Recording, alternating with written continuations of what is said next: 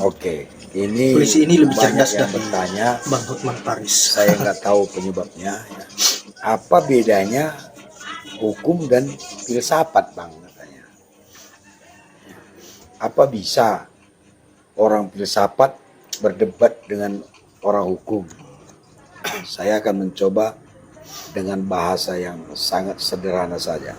Oke, hukum itu ibarat bola bulat, ya kan? Nah, lapisan paling luar dia itu adalah hukum positif, ya, hukum yang tertulis, peraturan-peraturan, undang-undang, ya, pasal-pasal, itulah yang paling luar.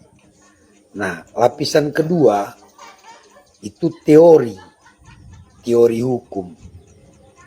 Oke. Lapisan ketiga itu azas hukum. Nah, lapisan paling dalam itu filsafat. Ya. Jadi induknya semua filsafat. Ya, sebelum ada hukum ini dimulai dari filsafat. Apa itu filsafat? Berpikir yang bijaksana.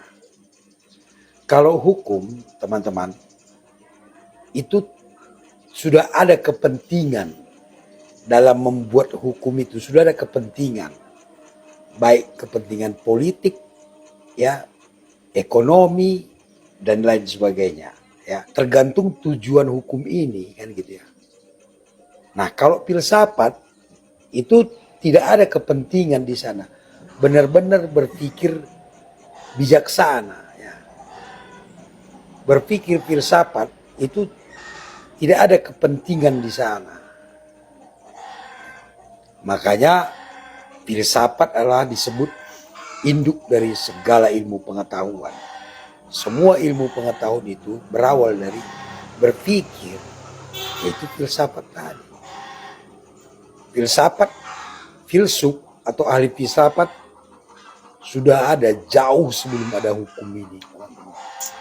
Ilmu pengetahuan apapun di sana ada filsafatnya.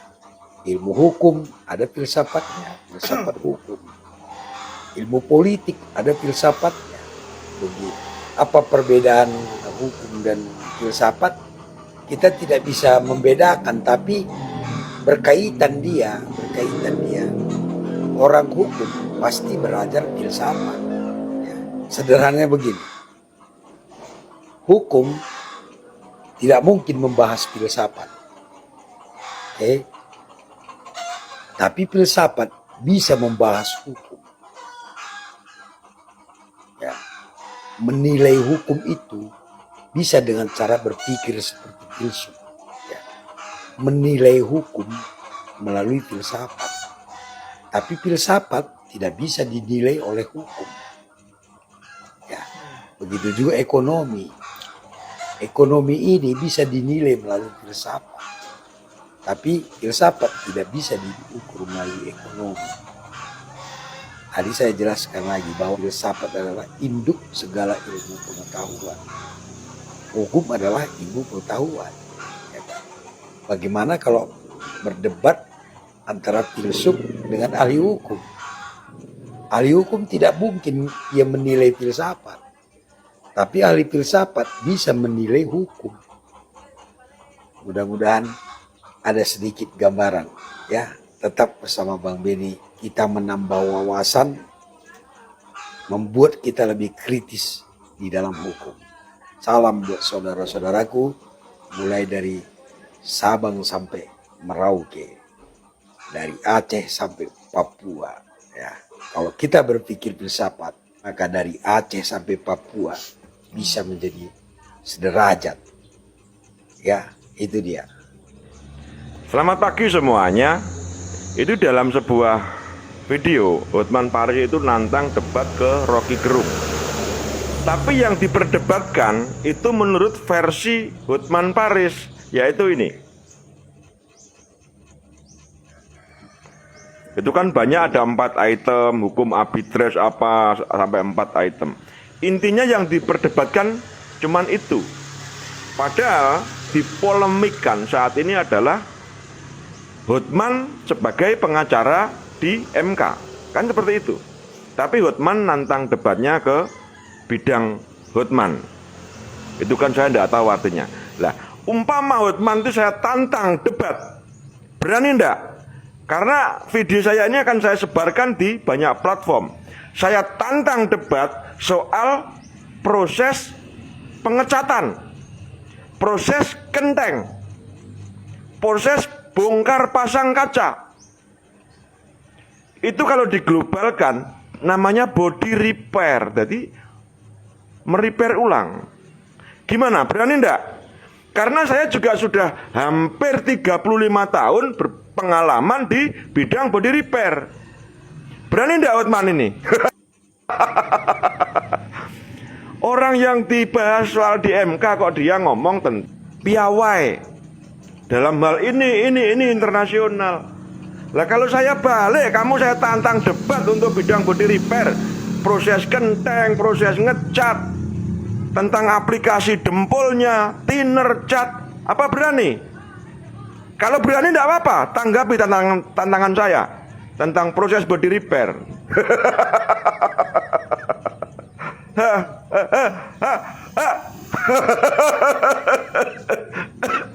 Takbir. Bro, Bun Rocky masih tetap yang terbaik, level tingkat atas, tingkat dewa, pejuang aspirasi rakyat. Dengar bro. Rocky Gerung saya mau tantang nanti di Indonesia Arena untuk bertinju dengan Hotman. Guys, Hotman Paris itu lagi cemas untuk menutupi malu karena ketidakmampuannya kuasai hukum ketatanegaraan dan bakal kalah di MK.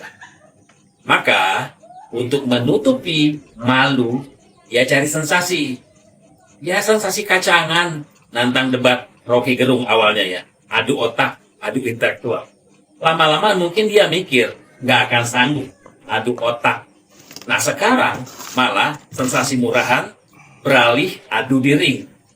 Woi Hotman Paris, Rocky itu tukang naik gunung bro, Gerakan dan nafasnya beda dengan kelas dengan Anda yang cuma napas ke malam.